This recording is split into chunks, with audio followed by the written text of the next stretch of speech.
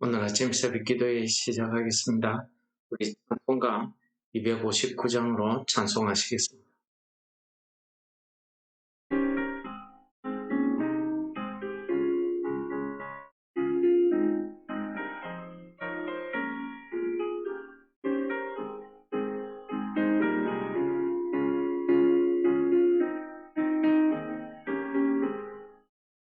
예수 십자가의 흘린 피로써 그대는 씻기려 했는가. 더러운 죄 이겨하는 능력을 그대는 참을지 않은가. 예수의 보혈로 그대는 씻기려 했는가. 마음속에 여러 가지 죄악이 깨끗이 씻기려 했는가. 주 예수와 만나지로 늘 함께 그대는 행동을 하는가. 아무 때나 어디서나 그대는 십자가 붙들고 있는가. 예수의 보혈로 그대는 씻기려 했는가. 마음속에 여러 가지 죄악이 깨끗이 씻기려 했는가. 주님 예수 다시 올 때 그대는 영접할 예복이 있는가. 그대 몸은 거룩한 것 천국에 들어갈 준비가 됐는가. 예수의 보혈로 그대는 씻기려 했는가. 마음속에 여러 가지 죄악이 깨끗이 씻기려 했는가. 모든 죄에 더러워진 예복을 주 앞에 지는가 보소서. 샘물같이 솟아나는 보혈로 눈보다 더 희게 씻으라. 예수의 보혈로 그대는 씻기려 했는가. 마음속에 여러 가지 죄악이 깨끗이 씻기려 했는가.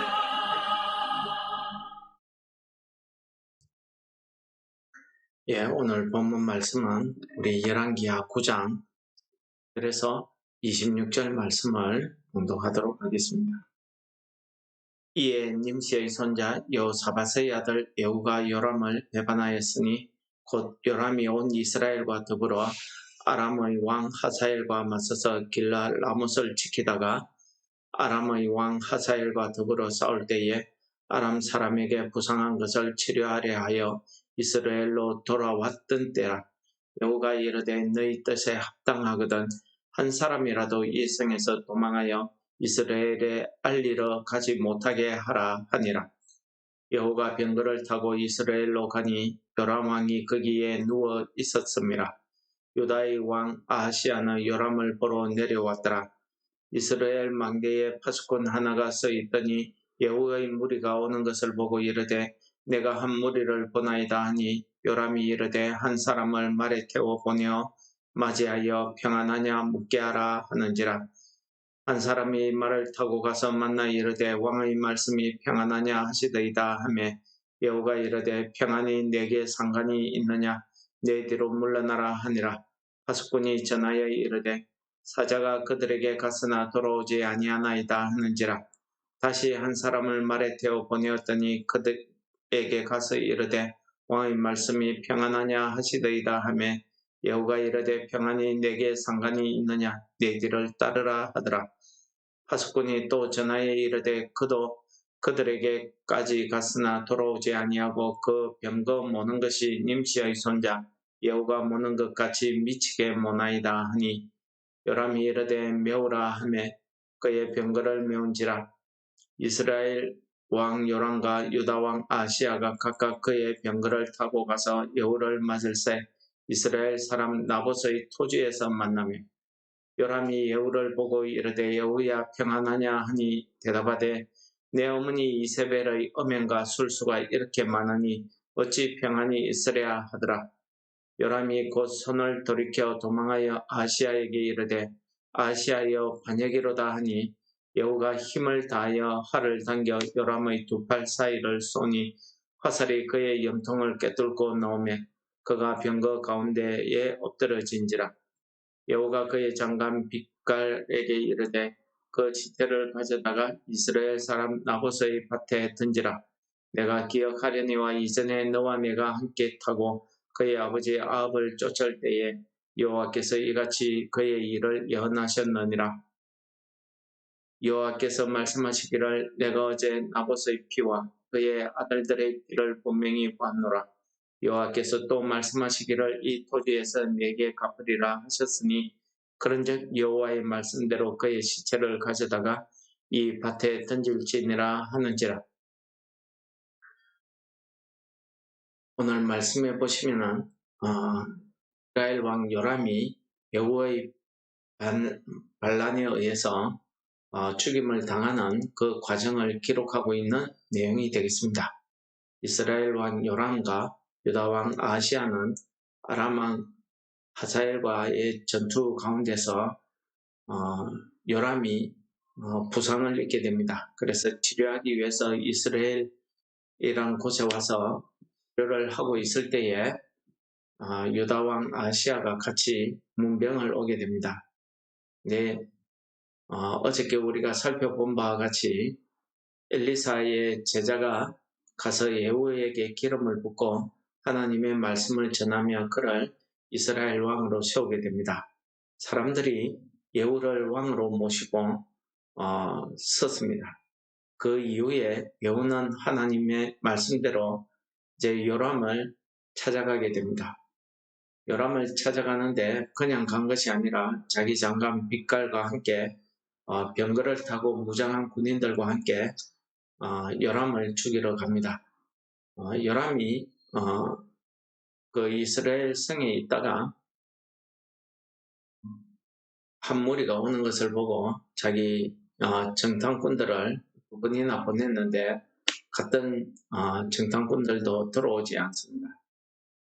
그러자 요람이 직접 병거를 몰고 갔는데 예후를 만나서 인사를 합니다.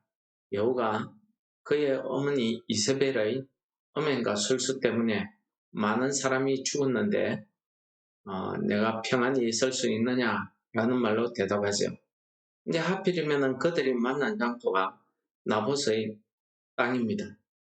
이 나봇의 땅, 이 토지는 어떻게 된 겁니까? 그것은 자기 아버지 아합이 나봇에게 나봇을 죽이고 빼앗은 땅입니다. 그 악한 일을 할 때에 그 일을 누가 했습니까? 자기 어머니 이세벨이 술수를 꾸며서 나봇만 죽인 것이 아니라 나봇의 아들들까지 그 집안의 모든 남자를 다 죽여버렸습니다. 그 핏값을 하나님께서 반드시 갚으리라고 엘리야에게 하신 말씀이 지금 그 말씀대로 이루어지고 있음을 우리는 보게 됩니다. 예후도 그러한 하나님의 말씀을 기억하고 요람 왕의 시체를 나봇의 밭에 던지라고 이야기합니다. 이것은 하나님께서 예후에게 하신 말씀처럼 하나님의 그 말씀이 1.1획도 틀림없이 이루어지고 있음을 우리에게 잘 보여주는 사건이죠. 하나님께서는 이렇게 억울한 죽음에 대해서 하나님이 반드시 그 핏값을 그 살인자의 손에서 찾으신다 하는 그 말씀을 우리 성경 가운데 하고 있습니다. 우리가 창세기서에 보면은 최초의 살인이 등장합니다. 가인이 하나님께 제사를 드렸는데 하나님이 가인의 제사를 받지 않으므로 이 가인이 화가 났습니다. 그는 그 마음에 격분함이 생겼고 그 마음에 죄가 싹트기 시작했습니다. 그래서 들에 아무도 없을 둘이만 있을 그때에 자기 동생 아벨을 돌로 쳐 죽이게 됩니다. 그의 살인이죠. 근데 하나님께서 가인을 만나서 이야기하십니다. 내 동생 아벨이 어디 있느냐? 라고 묻습니다. 내가 내 동생을 지키는 자니까 대답하니까 하나님이 땅에서 내 동생 아벨의 피가 내게 호소한다 라고 말씀하십니다.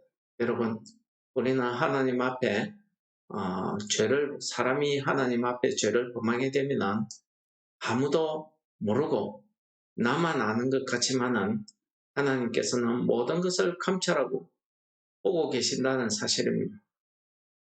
하나님께서는 그 억울한 죽음, 또 이웃에게 억울하게 한 것, 남을 속여서 빼앗는 것, 이런 다른 사람을 억울하게 하는 것에 대해서 하나님은 반드시 그 값을 갚더라는 것입니다. 그것이 왜 그렇습니까? 우리가 시편이나 계시록에 보시면은 그 억울함에 대한 그 원수 갚음을 하나님 앞에 요구하는 기도가 시편에 곳곳에 나타나 있습니다. 어디 시편뿐이겠습니까? 우리 계시록 6장에 보시면은 하나님께서 7인을 떼시는 환상을 요한에게 보여주십니다. 그 중에서 5번째 인을 뗄 때에 5번째 인을 떼실 때에 하나님의 말씀과 그 증거로 말미암아 죽임을 당한 영혼들이 하나님의 제단 아래에서 이렇게 호소한다는 것입니다. 계시록 6장 10절이 되겠습니다. 큰 소리로 불러 이르되 거룩하고 참되신 대주제여 땅에 거하는 자들을 심판하여 우리의 피를 갚아주지 아니하시기를 어느 때까지 하시리까 하니까 라는 말씀이 있습니다. 그렇습니다. 우리가 사람과 사람 사이에 살면서 자기의 탐욕, 자기의 욕심, 자기가 좋아야 되는 겁니다. 자기의 뜻이 이루어져야 됩니다. 자기 마음에 들어야 됩니다. 그렇지 아니하면 우리 속에는 죄성이 있어서 남을 억울하게 하기도 하고 남을 억울한 죽음으로 내몰기도 합니다. 요즘 그런 일들이 얼마나 많습니까? 그렇기 때문에 그러한 억울한 죽음, 억울한 죄에 대해서 그들이 죽임당한 자들이 그렇게 호소하고 있다는 것입니다. 전 세계가 이런 전쟁의 혼란 속에 지진과 재난의 혼란 속에 빠져 있습니다. 하나님의 말씀을 전하다가 억울하게 죽어가는 사람들이 지구 곳곳에 아직도 수십만 명이 있다고 합니다. 우리들은 정말 하나님의 축복 가운데 정말 평안한 신앙생활을 하고 있습니다. 이러한 우리에게 평안을 허락하신 그 이유를 우리가 한번 묵상해 보시는 하루 되시기를 바랍니다. 오늘 주신 이 평안이 우리가 하나님 앞에 어떠한 삶을 살아야 되는지를 깨닫게 하시고 우리가 지나고 있는 이 사순절 기간에 우리가 하나님 앞에서 정말 우리가 죄로부터 정결함 씻음을 받기 위해서는 오늘 찬송처럼 주 예수의 십자가의 보혈로 우리가 정결함을 받아야 된다는 것입니다. 그것이 무엇입니까? 내 영혼, 내 뜻, 내 육신의 감정, 이 모든 것이 십자가 앞에서 십자가에 못 박힘을 당하고 우리가 내 자신이 십자가 앞에 무릎을 꿇을 때에 우리 속에 있는 모든 죄가 예수 그리스도의 보혈로 씻음을 받게 된다는 그런 뜻 아니겠습니까? 우리가 하나님 앞에 오늘도 살아가면서 우리가 정결함을 얻기 위해서는 예수님의 그 십자가의 보혈로 오늘 하루도 우리가 죄 씻음을 받아서 하나님 앞에 선하고 거룩한 삶을 감당하시는 우리 성도 여러분들 되시기를 축원합니다. 하나님 아버지 감사합니다.